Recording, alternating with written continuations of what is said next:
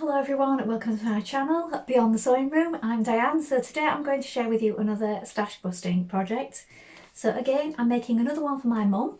You'll have seen the one in the previous video. I've handed it over to her, she's tried it on. In fact, she kept it on after I left. She loved it. I would have inserted a picture, but obviously she doesn't want a picture on YouTube and I didn't ask because she has said before she wouldn't like to do that. So I'm sorry I couldn't get a picture for you of her wearing it, but she does love it. And the next one that I'm going to do is a woven fabric. So it's this piece that I've got left over. So it's this one. This is a Minerva exclusive one. So it's one of their own fabrics. And I had this piece left over from making a dress. Now again, it's a big enough piece to make a top. But the plan I've got is to use this top, but I won't be able to make it exactly as it is. So it's the Daisy Designer Tunic. So it's this style arc one. So I'll get a better image and insert it up here because you probably can't see this for the light of the sun coming through the window. But what I intend on doing is still having a bit of a curve at the bottom, but not having that additional band on the inside because that all takes up extra fabric and I haven't got that much fabric to spare. Also keeping the arms a shorter length like they were on the previous t-shirt because that's the kind of look she likes. Again, we haven't got much fabric as well. And also we've got this seam going down the front. I don't think we need that. I think we can do away with that seam. So that's another thing. I'll have a jig around with it, get rid of the seam allowance there and maybe place it on the fold. I do like the face neckline though, I think that's rather nice and I like the shape at the bottom. So I'm going to see if I can get this out of this fabric. Maybe a little bit of jigging about, but I'll have to leave off. As I said, this is faced, it's a faced hem front and back. So we won't be able to do that, we won't have enough fabric for that. And the sleeve length, again, we won't have enough fabric to make the sleeve that length, but also we should get a nice shaped top. And the reason I had to choose something different this time is because this fabric is woven, so I can't just copy the t-shirt I did in the previous video. So if you're copying a t-shirt, it has to be like for like in terms of fabric. So because I used jersey, it had to be a jersey fabric copying the jersey t-shirt. If we just go and copy that in a woven, non-stretch fabric, you'll probably find you can't get it on and it won't fit. So we definitely can't do that. So this particular pattern, the Daisy Tunic, is for woven, linen, or what's the other suggestion? It says linen, crepe, silk, or any soft woven.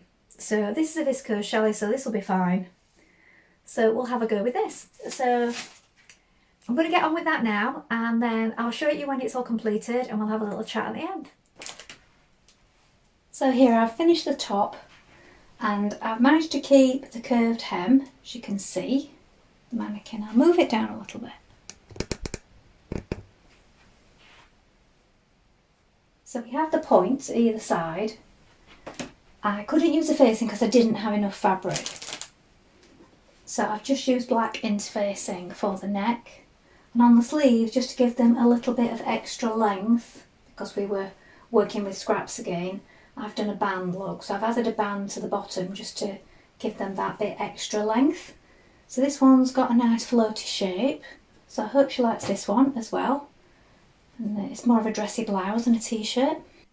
Well, I'm back the next morning because I finished the top yesterday, but then got on with dinner and then didn't get any more time to film. So I'm filming the rest of it today, and as you can see, it's finished. So I'm going to talk a little bit now about how you can make your favourite patterns but use less fabric. So you can keep some of the features but you don't always have to use as much fabric as it says, because that's what I've done here.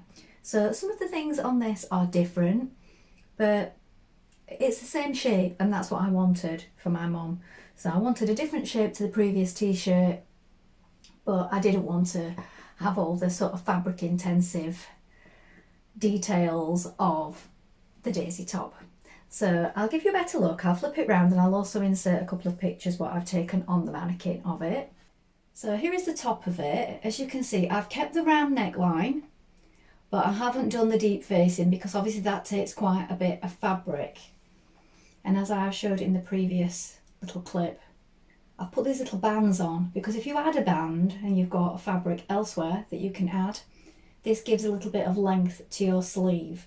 And then I've stitched it all in one movement, so this bit here you do need to sort of stitch down your overlocking or your edge finishing, because I've added the band first and then stitch the underarm. Usually I put it on last, but sometimes when I'm saving fabric I do things this way because I'm just trying to keep everything really small, sort of as small seams as possible when I'm working with less fabric and trying to use up scraps. So that's the top of it. It droops down at the bottom, as you can see, either side, because it's got that curve, and each side goes to a little point. So I think she'll like that detail, and it's quite floaty at the bottom as well. So let's have a look at a couple of these bits that make it quite fabric intensive on this pattern. So as I said, this is the Daisy Designer Tunic, and it's a great pattern and it's got some lovely design features to it, but if you're trying to use less fabric, or you're on a budget, or you just want to use less fabric all around, or use the bits that you've already got, this has got quite a lot going on that's going to take up a lot of fabric. And especially these facing pieces here at the bottom, because of the way they're shaped, they're going to take up a lot of room, the way that they need to be placed on the fabric. And it's double as well, so it's got like this double hem going on. I don't know if you can see. So I've made this before as a sample, but it does take up quite a lot of fabric from awkward places. So if you're wanting to save, you're best off leaving that off, if you just like the shape of the curve. So you can keep the shape of the curve. As I've done, you can shorten the sleeve length. So this will depend on how much you've got to spare. So you could make it 3/4, you could make it a longer short sleeve, you could make it a very short cap sleeve. So that's entirely up to you, but it depends on how much fabric you've got to spare and how much you've got to play with. And again, the length of your hem. So you could do a tiny little hem with just a zigzag stitch or an overlock. If you've got more, you can do a double fold. If you're really cutting it fine, you can add facing around the bottom with either shop bought binding. You can add binding around the bottom with either shop bought binding, bias tape, or you can make your own if you've got other scraps in a similar colour and you want to make some bias tape and use that up. So you can do that around the bottom of a hem, and that will also save you a small amount, and then you can still give it a good size hem with the binding on the inside. So that's something that you can do. And then the neckline, again, as I said, I've left off the facing. I like the shape of the neckline, but I've left off the facing because I was going to use it, but then I realised I just haven't got enough. So I've used bias tape round there as well. And then all of my seam allowances, I've stitched them really narrow, so less than 1 centimetre, and then I've overlocked them. So if you make sure that they're secure, you can do them double, you make a tiny stitch, and then if you overlock or zigzag stitch them as well, that will keep them secure. So all of these things like small seams and so on will make sure that you get the most out of your fabric. That's because if you were in a factory and they were placing all the pieces on a big piece of fabric, they would be putting them literally edge to edge and getting as many out as possible. Whereas if you're working from home and you're making your own clothes, you will have one great big piece of fabric usually. You'll lay out your pieces, and even if you're really economical with it, you'll have loads of weird shapes left. Well, if you think about it, in the sewing industry, those weird shapes would always get used up because they could use them to cut out something else. So they do cut out in big stacks. They cut out that way, so they do have to place them a certain way. But most of those bits in between would be able to get used somehow. So awkward shapes like pockets and things like that, they would have stacks of these awkward shapes and they could cut pockets out of them and so on. You're not going to have that luxury. So if you can find any way to make a pattern work better for you so that you can use up another piece of fabric and you can use it again, that's always got to be better, hasn't it? So that's what I think anyway. So I just thought I'd share that with you today. So that's another piece out of my scraps that were left over, and I know my mum really likes this fabric because she was telling me when she saw this on a dress that she really loved this one. So she'll be really happy with this, and this one is a surprise. because she thought she was just getting the one, and then I said to her the other day, I'm going to make you another one. So she'll be pleased about that, and she really loves pink.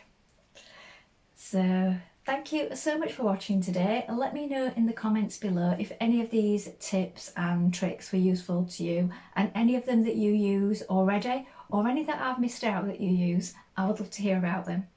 Thank you so much for watching. Remember to like and subscribe if you haven't already. And that's all for today. Bye for now.